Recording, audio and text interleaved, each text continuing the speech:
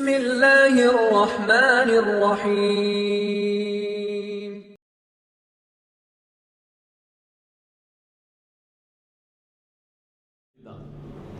தொழுகையில் கவனம் இல்லை. தொழுகையை முழுமையா கவனத்தோடு தொழ முடியல. எல்லாருக்கும் இருக்கா இந்த பிரச்சனை? என்னால தக்பீர் கட்டினாலே அப்பதான் இருக்கு எல்லா மறந்த விஷயம் எல்லாம் அங்கதான் ஞாபகம் வருது. சாவி எங்க வச்சோம், போன் எங்க வச்சோம், வீட்டுல என்ன பிரச்சனை, வீட்டுல என்ன சாப்பாடு, மனைவி என்ன சொன்னாங்க, பிள்ளைங்க என்ன பண்ணிட்டு இருக்கும், ஸ்கூல் எப்போ விடுவாங்க, ஆபீஸ்ல என்ன மீட்டிங் இருக்கு, எல்லாம் வெளியே இருக்கும்போது ஞாபகம் வராது. தக்பீர் கட்டின உடனே தான் ஞாபகம் வருது. என்ன செய்யறது? அல்லாஹ் ரப்புல் ஆலமீன் கூறுகிறான், قد أفلح المؤمنون الذين هم في صلاتهم خاشعون. முஃமின்கள் வெற்றி அடைவார்கள், அவர்கள் தொழுகையில் குஷூஓடு தொழுவார்கள்.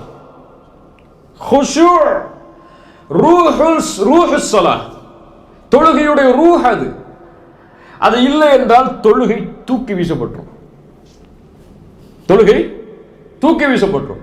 நம்ம இன்னைக்கு நான் 5 வக்து தொழுகிறேன், 10 வக்து தொழுகிறேன், ஒரு 2 நாள்ல 10 வக்து தொழுகிறேன், ஒரு வாரத்துல எந்த தொழுகையும் விடல, என் வாழ்க்கையில தொழுகையை விட்டதில்ல, கரெக்டா ஃபர்ஸ்ட் ரக்காத்துல போய் தொழுதுறேன் அப்படின்னு நினைக்கிறோம். நாளைக்கு மறுமையில யா அல்லாஹ் நரகவாதியை நிப்பாட்டி இருக்கி மஹதல் அல்லாஹ் பாதுகாக்கணும், நான் தொழுதனே. அல்லாஹ் என்ன கேட்பா? தொழுகையில குஷூ இருந்துச்சா?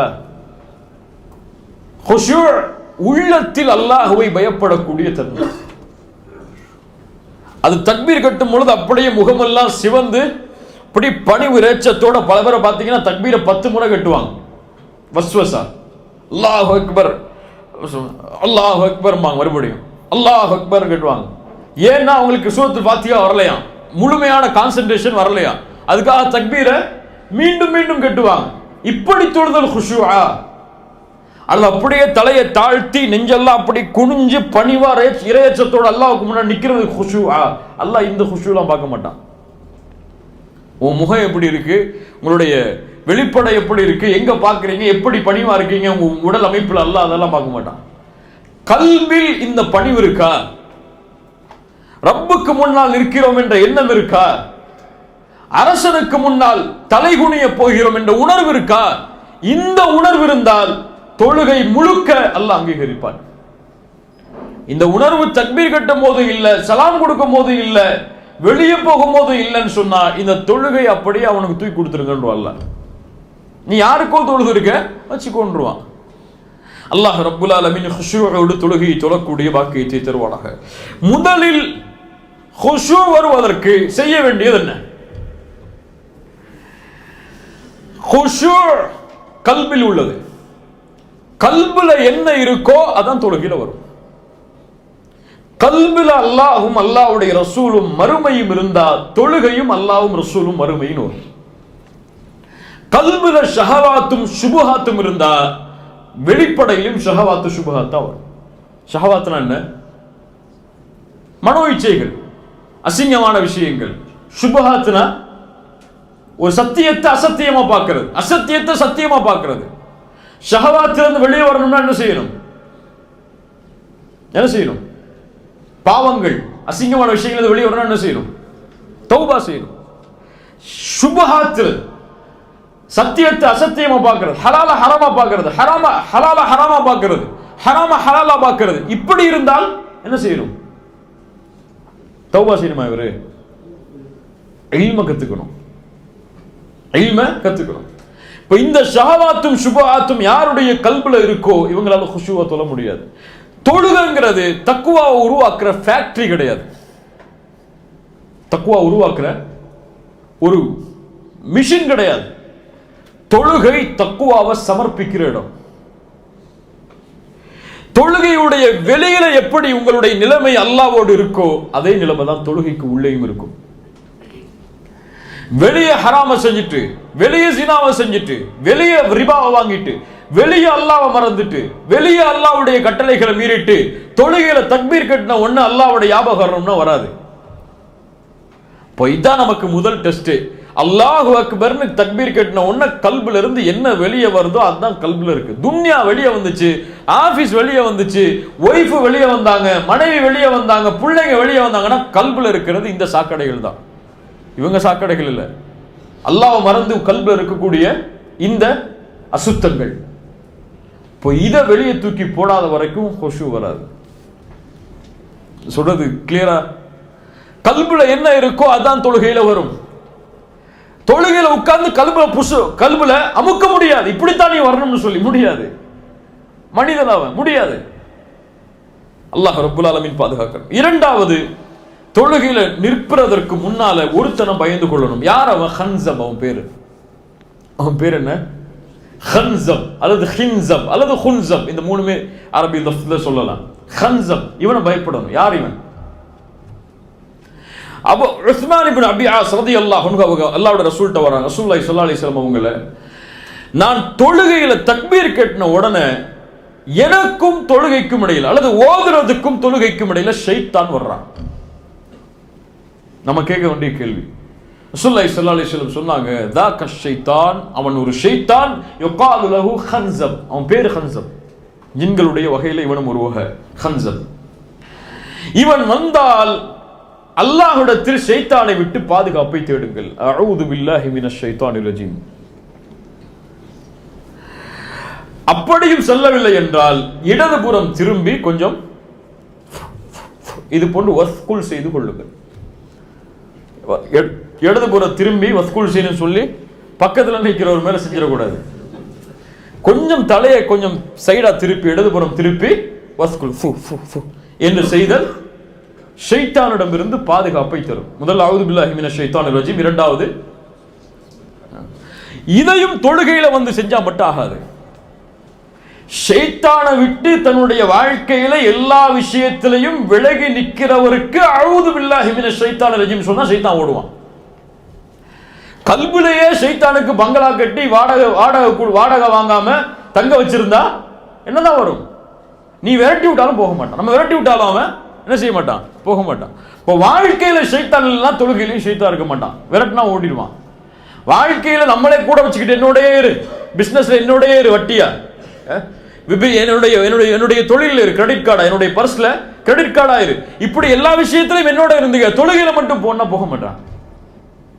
ஹன்சம் அல்லாஹ்வுடைய ரசூல் ஸல்லல்லாஹு அலைஹி வஸல்லம் பாதுகாப்பை தேட சொன்னார்கள். இன்னைக்கு என்ன? எல்லாம் நரகத்தை கூடு, நரகத்தை விட்டு பாதுகாத்து, எல்லா சொர்க்கத்தை கூடு, ஜன்னத்துல் ஃபிர்தௌஸ் சொர்க்கத்தை கூடு, ஆமீன் ஆமீன் சத்தம் போட்டு சொல்றோம். ஆனா ஜன்னத்துல் ஃபிர்தௌஸ்க்காக உழைச்சிருக்கோமா ஒரு நாளைக்கு அதெல்லாம் தெரியாது. இப்படியே இல்லையா? அல்லாஹ் முஃமின்களுடைய தன்மையை சொல்லிட்டே வர்றான். முஃமின்கள் இறையச்சத்தோடு தொழுவார்கள், வாக்குறுதிகளை பாதுகாப்பார்கள், ஜக்காத்தை கொடுப்பார்கள், கற்பை பாதுகாப்பார்கள், அமானிதங்களை பாதுகாப்பார்கள், தொழுகையை பாதுகாப்பார்கள், வக்தை விட மாட்டார்கள். இதான் முஃமின்களுடைய தன்மை.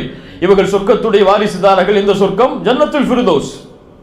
ஜன்னத்துல் ஃபிர்தௌஸ் சொர்க்கத்தை அல்லாஹ் கொடுனா இன்னைக்கு ஆமீன் சொல்றதுக்கு பல பேர் இருக்காங்க. ஜன்னத்துல் ஃபிர்தௌஸ்க்காக இந்த தன்மையெல்லாம் செஞ்சு உழைச்சமான்னு சொன்னா கிடையாது. அப்படியே இல்லையா? நமக்கு என்ன இன்னைக்கு ஆட்டோமேட்டிக்கா இன்னைக்கு மூத்தானா கூட ஜன்னத்துல் ஃபிர்தௌஸ் போயிடும் நம்பிட்டு இருக்கோம் நம்ம எல்லாம்.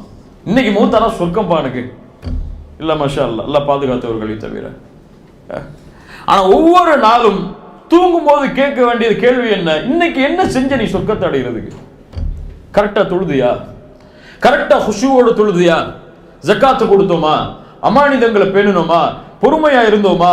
வாக்குறுதிகளை பேணணுமா? இப்படி அல்லாஹ் கூறிய சொர்க்கவாதிகளுடைய தன்மையை செயல்பட்டுட்டு மௌத்தாகும் போது அல்லது தூங்கும் போது நான் சொர்க்கத்துக்கு போக போறேன் இன்ஷா அல்லாஹ்ங்கிற எண்ணம் இருந்தா சரி. நான் என்ன இருக்குன்னு நம்ம ஜன்னத்துல் ஃபிர்தௌஸ் போகணும்னு நினைச்சிட்டு இருக்கோம். அல்லாஹ் ரப்புல் ஆலமீன் ஆமிலின் அமல் செஞ்சாதான் அந்த துவா அங்கீகரிக்கப்படும். துவாவை சும்மா கேட்கறதுனால துவா அங்கீகரிக்கப்படாது. யா அல்லாஹ் நரகத்தை விட்டு பாதுகாத்திரு, நரகத்துடைய கேவலத்தை விட்டு பாதுகாத்திருன்னு சொல்லும்போது, இமாம் சொல்லும்போது ஆமீன் சொன்னா மட்டும் துவா அங்கீகரிக்கப்படாது. அந்த அமலை விட்டு நாம் விலகி இருக்கணும். மூன்றாவது, தொழுகையை கவனத்தோடு தொழுவதற்கு உள்ள வழி நிம்மதியா தொழுகிறது. நிம்மதியா தொழுகிறதுனா என்ன? பொறுமையா நிதானமா தொழுகிறது. தக்பீர் கட்டணுமா, நெஞ்ச நிமித்தி தலைய சுஜூதை நோக்கி தாழ்த்தி பணிவா நிற்கிறது. கொஞ்ச நேரமா குர்ஆனை ஓதி முடிச்சிட்டோமா, அழகான முறையில் கைகளை உயர்த்தி ருக்குவுக்கு போறது. ருக்கு செஞ்சிட்டோமா, அதுக்கு பிறகு பழைய நிலைமைக்கு முழுமையா வர்ற வரைக்கும் முதுக நேராக்குதல். இப்படி நிதானமா தொழுகையை தொழுதாலே கவனம் இருக்கும். இன்னைக்கு என்ன?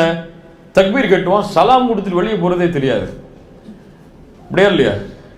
தனியா தொழும் போது இவர் தொழுகையை பார்த்தீங்கன்னு வச்சுக்கோங்க, 1 செகண்ட் 3 செகண்ட்ல முடிஞ்சிடும். இல்ல மாஷா அல்லாஹ். இமாமா நின்னார்னு வச்சுக்க, எத்தனை நிமிஷம் சொல்லுவாரு? 10 நிமிஷம் சொல்லுவாரு. இது முனாஃபிக்குடைய தனம். இமாமாக நிற்கும் பொழுதும் சரி, தனிமையா நிற்கும் பொழுதும் சரி, தொழுகையுடைய முறை ஒண்ணுதான். நிதானமாக தான் ரசூலுல்லாஹி ஸல்லல்லாஹு அலைஹி வஸல்லம் தொழுதாங்க. இப்ப நிதானமாக தொழுகை நிறைவேற்றினா தொழுகை கவனத்தோடு வரும்.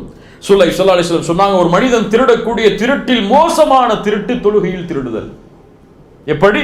சுஜூதை முழுமையாக செய்ய மாட்டான், ருக்குஐ முழுமையாக செய்ய மாட்டான், அவனுடைய முதுகுத்தண்டு நேராக மாறாது, நேராக குனியாது சுஜூதில்.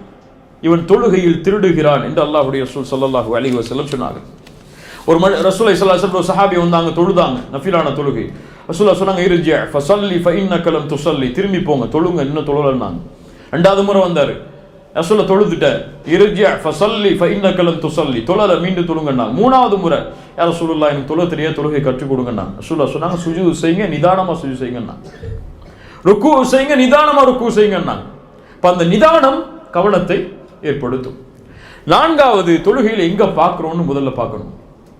கியாமல நின்ன உடனே முதுக நேராக்கி பார்வை எதை நோக்கி வரணும்? சுஜூதுடைய இடங்கள்ல.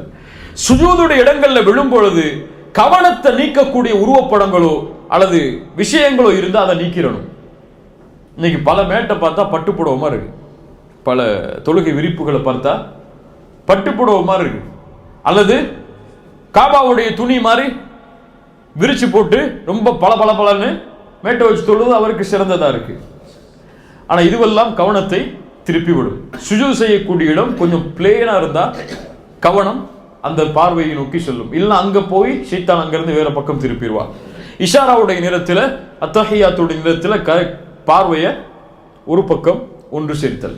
இப்ப இப்படி பார்வையை ஒருமுகப்படுத்துதல் கவனத்தை தொழுகையில ஏற்படுத்தும். ஐந்தாவது, சுத்ராவோடு தொழுதல். சுத்ரா சில இமாம்கள்ட்ட வாஜிப், சில அறிஞர்கள்ட்ட வாஜிப், சில அறிஞர்கள்ட்ட ருக்குன். சுத்ரானா என்ன?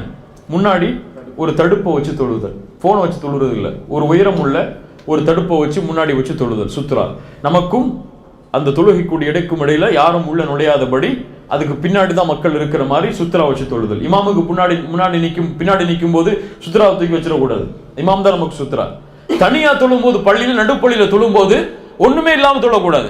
சில அறிஞர்களிடத்தில் அந்த தொழுகை ஏற்றுக்கொள்ளப்படாதுன்னு சொல்லக்கூடிய அறிஞர்கள் இருக்கிறாங்க. ஆனா சுத்ராவை கவனத்தோடு முன்னாடி வைத்தல். சுத்ரா இல்லாம ஒரு இமாம் தொழுதா கூட ஒரு சேரை கொண்டு வந்து முன்னாடி வச்சுட்டு போயிடணும். இது ரசூலுல்லாஹி ஸல்லல்லாஹு அலைஹி வஸல்லமுடைய சுன்னா. இதை செய்தால் தொழுகை கவனமா இருக்கும். நமக்கும் அந்த இடத்துக்கும் இடையில ஒரு தடுப்பு இருந்துச்சுன்னு சொன்னா அதை தாண்டி நம்முடைய பார்வை போகாது. இல்லை யாரை கிராஸ் பண்ணுவா, யாரு போவான்னு அந்த பார்வையிலே நம்முடைய பார்வை திரும்பிட்டு இருக்கும். ஆறாவது, ஹுஷூங்கிறது, முடிச்சிடலாம் 5 நிமிஷத்துல. ஹுஷூங்கிறது தொழுகைக்குள்ள ஆரம்பிக்கிறது இல்லை, வீட்டுல இருந்து கிளம்பும் போதே ஆரம்பிக்கணும். ரசூலுல்லாஹி ஸல்லல்லாஹு அலைஹி வஸல்லம் அதனால தான் உது செஞ்சு கிளம்புங்கன்னாங்க. தொழுகைக்கு போகும்போது நிதானமா போங்கன்னாங்க. ஓடாதீங்க, சக்கீனாவோட வக்காரோட கண்ணியமான முறையில அமைதியான முறையில தொழுகைக்கு போங்கன்னாங்க. அவசரமா தொழுகைக்கு போகாதீங்க. எது கிடைக்குதோ அதை ஏற்றுக்கொள்ளுங்க, எது கிடைக்கலையோ அதை முழுமைப்படுத்துங்கன்னாங்க. ஒரு ரக்காத் விட்டு போனா கூட ஓடி போய் சேராதீங்க. ஓடி போய் சேர்ந்தா ஃபுல் தொழுகையுமே என்ன ஆகும்? பரபரப்புலேயே முடிஞ்சிடும். நிதானமா போய் என்ன ரக்காத்து கிடைக்குமோ அதை ஏற்றுக்கொண்டா போதும். ரசூலுல்லாஹி ஸல்லல்லாஹு அலைஹி வஸல்லம் சொன்னாங்க. ஆனா அது ரசூலுல்லாஹி ஸல்லல்லாஹு அலைஹி வஸல்லம் இப்படி மட்டும் சொல்லல. எப்படி சொன்னாங்க? பள்ளியில உது செஞ்சுட்டு முன்னாடி போய் தஹியா மஸ்ஜித் தொழுதுட்டு சுன்னாவுடைய தொழுகைகளை தொழுதுட்டு உட்கார்ந்து அல்லாஹ்விடத்துல பாவ மன்னிப்பு கேட்டா மக்கள் மலக்கு பக்கத்துல உட்கார்ந்து பாவ மன்னிப்பு தேடுவார். அவர் உட்கார்ந்து இருக்க நேரம் வரை அல்லாஹ் இவரை மன்னிச்சிருந்த அந்த மலக்கு அல்லாஹ்விடத்துல துஆ செய்வார். தொழுகை எதிர்பார்த்திருத்தல் போருக்கு எதிர்பார்த்திருத்தலுக்கு சமம். இந்த ஹதீஸ் ரசூலுல்லாஹ் சொல்லியிருக்காங்க. நம்ம தொழுகையில இக்காமத் சொல்லும் போது ஓடக்கூடாதுங்கிற ஹதீஸை மட்டும் எடுத்து வச்சுட்டு நிதானமா போகணும்.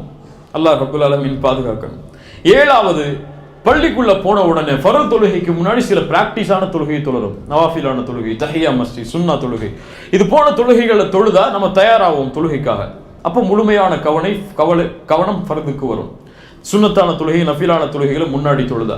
எட்டாவது, மிக முக்கியமானது, யாருக்கு முன்னாடி நிக்கிறோம்னு நமக்கு தெரியணும். முதல்ல யாருக்கு முன்னாடி நிக்கிறோம்னு சொல்லி. ஷேக் முகமது இன்னைக்கு உங்களை கால் பண்ணி கூப்பிட்டா எப்படி இருக்கும்? ஷேக் முகமது யாரு? இந்த நாட்டுடைய அமீர். அவர் நம்மளை ஃபோன் போட்டு வாங்க உங்களை சந்திக்கணும்னு சொன்னா எப்படி போவீங்க? படபடப்பா மட்டுமா போவீங்க? என்ன பேசணும், என்ன பண்ணணும் எல்லாத்தையும் ப்ரிப்பேர் பண்ணிட்டு அழகான ஆடை உடுத்துட்டு, கண்ணியமான ஆடை உடுத்துட்டு, அன்னைக்கு போய் ஷாப்பிங் பண்ணி ஆடையெல்லாம் உடுத்துட்டு, அத்தர் போட்டுட்டு, இருக்கிற அத்தரில் வெளியே உயர்ந்த அத்தரை போட்டுட்டு இந்த உலகத்துடைய ஒரு அரசராக இருக்கக்கூடியவருக்கு முன்னாடி போய் நிக்கணும்னு விரும்புவோம். ஆனா அகிலத்தின் அதிபதிக்கு முன்னாடி போகும்போது நைட் என்ன ட்ரெஸ்ல தூங்கணுமோ அதே ட்ரெஸ்ல போய் நிற்போம். அப்பதான் வேர்த்து விறுவிறுத்து விளையாண்டு வருவார், அப்போ போய் நிற்பார் தக்பீர் கட்டிட்டு. பக்கத்தில் நிற்கிறோம், தொலை கூட முடியாது.